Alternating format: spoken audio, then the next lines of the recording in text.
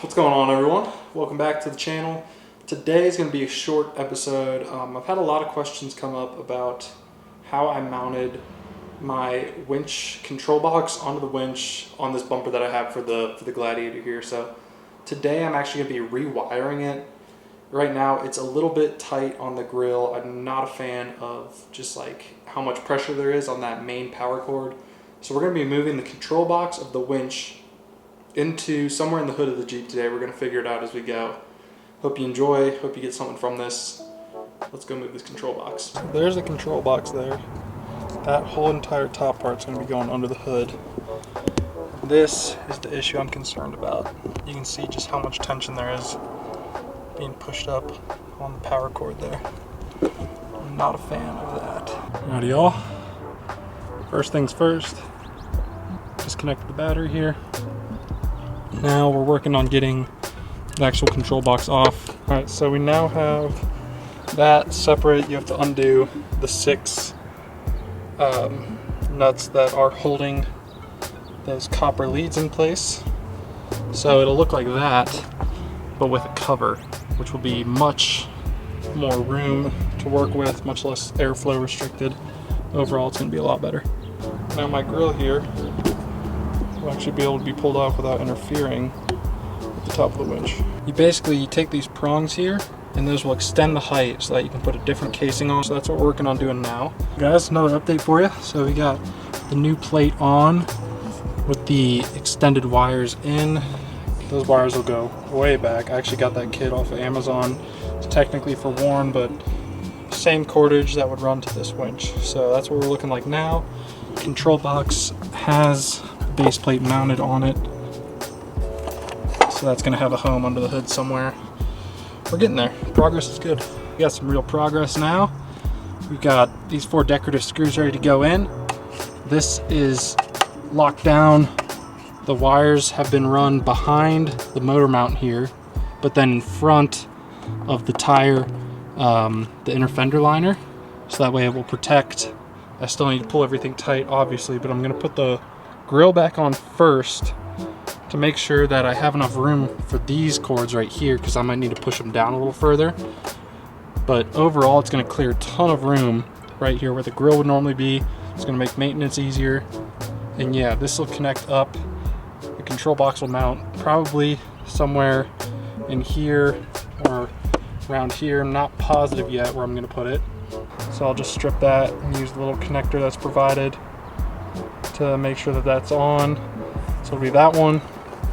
These 3 here, connect those back up to our switch that's under the hood already, and we should be good. Okay, so as you guys can see, there will be no more big pinch right here where I was having issues last time. The top of the winch will be exposed. Totally cool, because I'm planning on putting a bag over it anyway. And it wasn't actually hard to get the grill to go back to its right slots. So far, it's exactly the results I was hoping for. The grill should be clear. And this control box actually sits super well right on top of the switches, and it's pinned down by the hood. So there's not really a need to actually lock it in. It almost looks like it's part of the engine bay there. So we'll see how that works for now. Let me get some things tidied up, and then we'll try and finish off the wiring. Alright, so this is what the front end looks like now. Completely unimpeded at the grill, which is super nice. Gonna have to figure this situation out, clean these up. Nice thing is though, for doing like oil changes, that'll just pop right out and lay on the side. Won't really have to worry about it, which is good.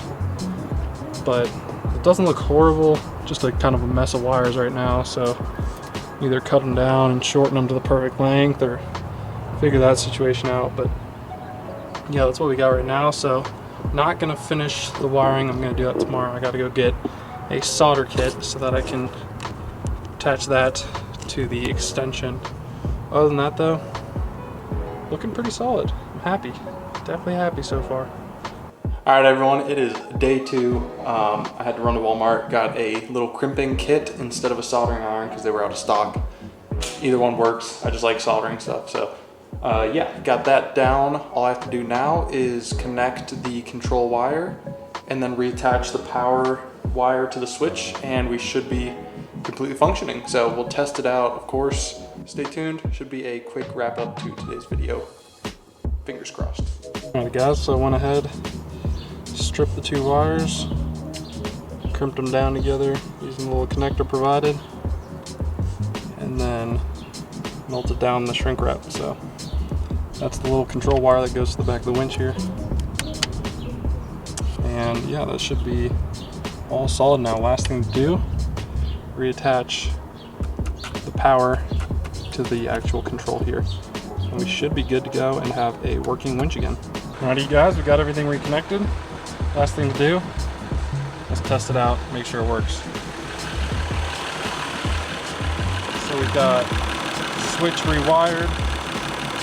We have the control wire here crimped together, all the power cables hooked up, housing cleaned up, spool now open. Engine's running. Let's see how this does.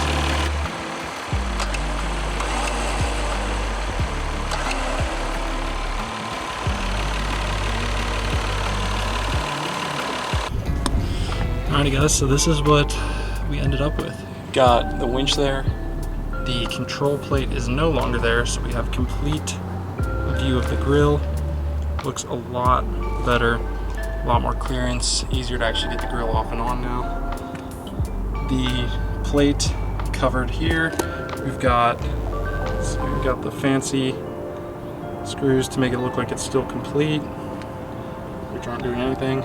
Ran the wires up through here in the corner. Then we have the control box. So the control box right here is not attached, but it so happens that it sits perfectly on top of the fuse box. So it actually doesn't need to be attached because it's pushed down by the hood and then held there by the four corners of the actual control box itself.